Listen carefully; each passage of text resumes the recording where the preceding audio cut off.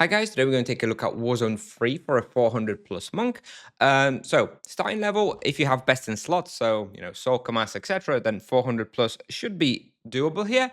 If you don't have like proper best in slot, then probably around 500 maybe is my more realistic recommendation, and it should be easy-ish at that point. Like this spawn is actually not super hard, I find.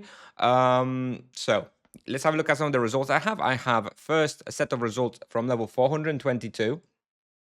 Um, and I only came here a couple of times around that level because I was, still in the phase of like really pushing levels. And obviously, this is not necessarily an experience spot; it's more of a profit spot.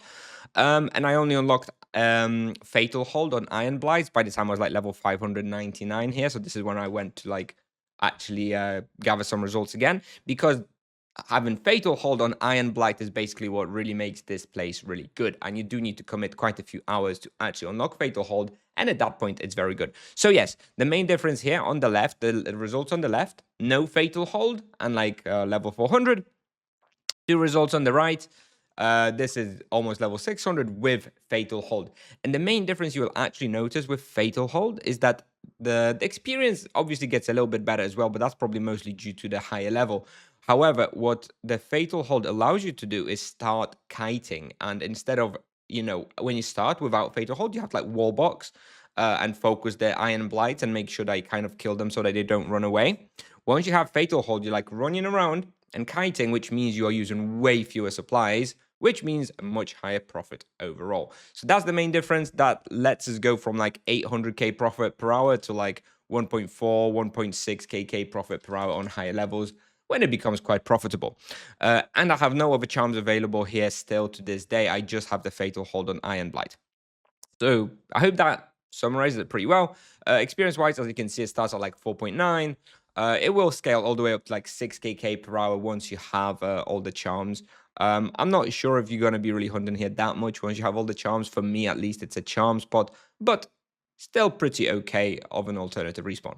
So experience, I give it the B plus. Profit, I give it an S minus. Difficulty, I give it an 8 out of 10 at level 400, and about a 6 out of 10 at level 500. It'll take you about 14 hours or so for like a full bestiary. You've got the breakdown here. Yeah, probably about 14 hours. Cliff Stride is the last one you'll get. Requirements already explained. Level 400 plus, you'll need Warzone free access, which is part of the Bigfoot Burden quest. So if you don't know, you need to look into that one. This place can be effective by monks and knights, definitely. I think it's probably possible for both paladin and mages as well, but definitely not as good. It's definitely a go-to place for monks and knights, though. And duos, I think, are also okay here if you're really interested in profit.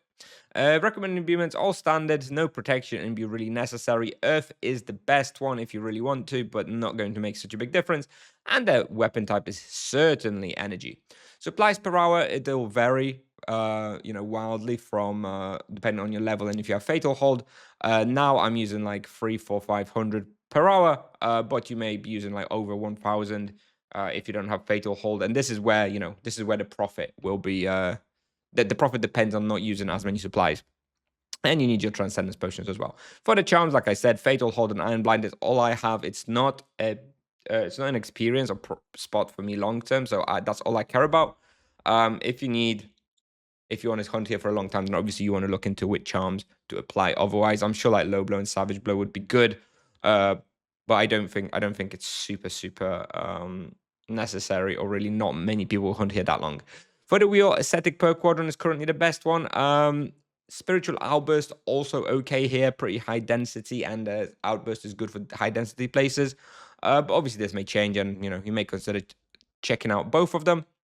And then your leftover points should go into lesser gems, ideally with flat hit points. And the character you'll see in the video is the level 599 monk with 113 first and 48 magic level. So for the route, I'm going to actually draw out the places where I would wallbox on lower level to show you where to do that. Otherwise, if you're kiting, if you've got Iron Blight, Fatal Hold, and basically you just kite around the room, and it's not it's not a great difficulty to figure that out. Anyway, you come in through here. So I'll usually gather all the monsters. I'll wallbox by this wall here. Then I'll go through here, pull out all the monsters, and then I'll usually wallbox in this little place there. Then I'll go south, pull out all the monsters, and wallbox on this wall here. Then I go through here, pull out all the monsters and Warbox here in this little place. It's a pretty nice one because this is the hardest room in my opinion. Well, maybe this one and this one are the two tricky ones. Anyway, this one sometimes can get a bit hard. So if you go up here in this corner, there's a little one SQM here to the north of you. So if you get really tricky, you can just go up north and actually 3-box instead of a 5-box. So just a little safety net for you there. Then in here, I would wall box on this wall here. And in here, I would pull things out and wall box on this wall here. And like I said, this is a pretty tricky one as well. Potentially, you may want to, take it a little bit easy. And then afterwards, I'll go up and I'll wall box finish off here. And then you've got a little teleporter here that you can go in. And it takes you straight to the start and you can restart. So those are my places where I wall box before I have Fatal Hold. Once you have Fatal Hold, you just do kiting style from room to room. It's not very complex.